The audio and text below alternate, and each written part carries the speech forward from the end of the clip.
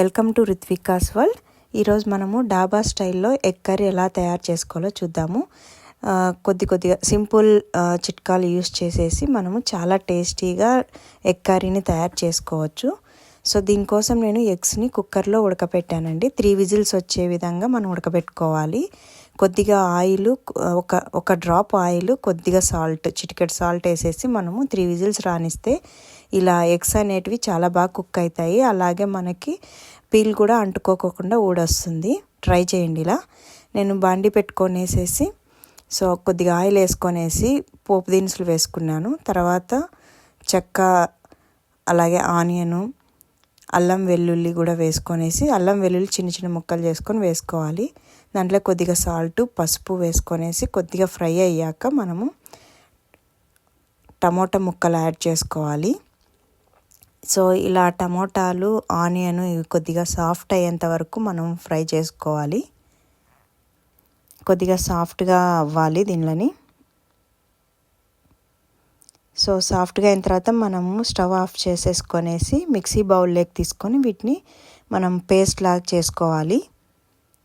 So ఇది ఇలా paste చేసుకొని యూస్ చేయడం వల్ల కర్రీలో చాలా మంచి టేస్ట్ వస్తుంది మనకి. సో ఇలా పేస్ట్ చేసుకోవాలి. సో ఇప్పుడు మనము ఉడకబెట్టి పెట్టుకున్న గుడ్లని చిన్న చిన్న ఘాట్లు పెట్టుకొనేసి మనం ఈ ముందు ఫ్రై చేసుకున్నాం కదా, అదే బాండీలోనే వేసేసి కాసేపు అలా ఫ్రై చేయాలి. ఇలా చేస్తే ఎగ్స్కున్న పచ్చివాసన అంతా పోయి మంచి టేస్ట్ ఉంటుంది. సో ఇప్పుడు నేను బటర్ యూస్ చేస్తాను. ఇక్కడ మొత్తం టోటల్ 1 స్పూన్ బటర్ తీసుకున్నాను నేను.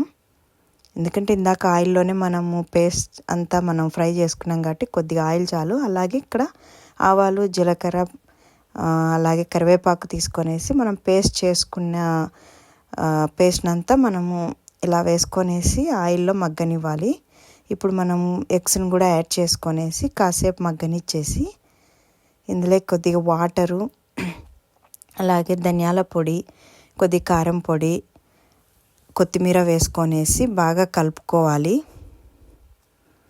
సో ఇలా బాగా కలుపుకున్నాక ఒక 3 to 4 మినిట్స్ మనము ఉడకనిస్తే అంతే అండి. ఎంతో టేస్టీగా డాబా స్టైల్ ఎగ్ కర్రీ రెడీ అయిపోయింది. మీరు కూడా ట్రై చేసి మీకు ఎలా వచ్చిందో కామెంట్ చేయండి. Thank you.